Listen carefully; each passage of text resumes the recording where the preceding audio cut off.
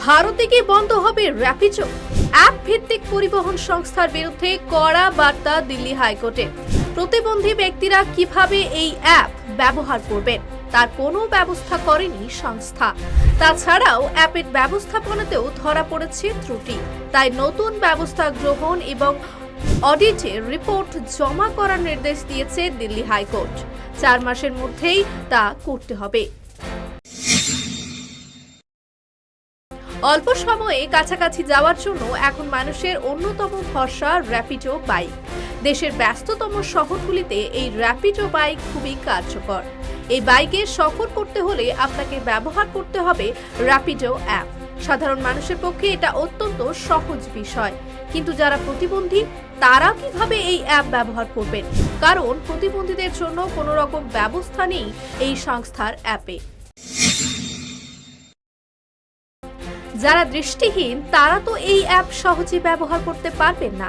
এছাড়াও আরো অনেক প্রতিবন্ধী এই অ্যাপ ব্যবহার করতে পারেন না, কিন্তু ব্যস্ততম এই শহরে তাদেরও প্রয়োজন রয়েছে এই পরিবহনের। কিন্তু তাদের কথা কোনো রকম ভাবেনি সংস্থা। তাহলে কি বিশেষভাবে সক্ষম ব্যক্তিদের এড়িয়ে যেতে চেয়েছে এই সংস্থা? এমনই প্রশ্ন ঘুরপাক খাচ্ছে সাধারণ মানুষের মনে। সমাজের এই বিশেষ শ্রেণীর কথা ভেবেই দিল্লির কোর্টে গৃহীত হয়েছে একটি জনস্বার্থ মামলা। শুধু প্রতিবন্ধীদের বিষয় নয়, অ্যাপের বিশ্বাসযোগ্যতার উপর ধরা পড়েছে 170টি ত্রুটি, যার জন্য বিভিন্ন রকম সমস্যার শিকার হচ্ছেন সাধারণ মানুষ। 4 মাসের মধ্যে তাদের ব্যবস্থা নিতে হবে, না হলে বন্ধ হতে পারে তাদের ব্যবসা। সেক্ষেত্রে যারা র্যাপিডো নির্ভর তারা মুশকিলে পড়বেন। অ্যাপটিতে বিশ্বাসযোগ্যতার ক্ষেত্রে যে 170টি ত্রুটি রয়েছে তার মধ্যে 81টি বড় ধরনের সমস্যা বলে চিহ্নিত করা হয়েছে।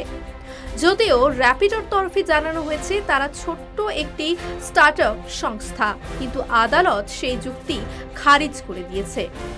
র্যাপিডোর এই দ্বিচারিতা নিয়ে আপনাদের কি মতামত? কমেন্ট করে জানান আমাদের। দেখতে থাকুন বেঙ্গল ফ্যাক্টস।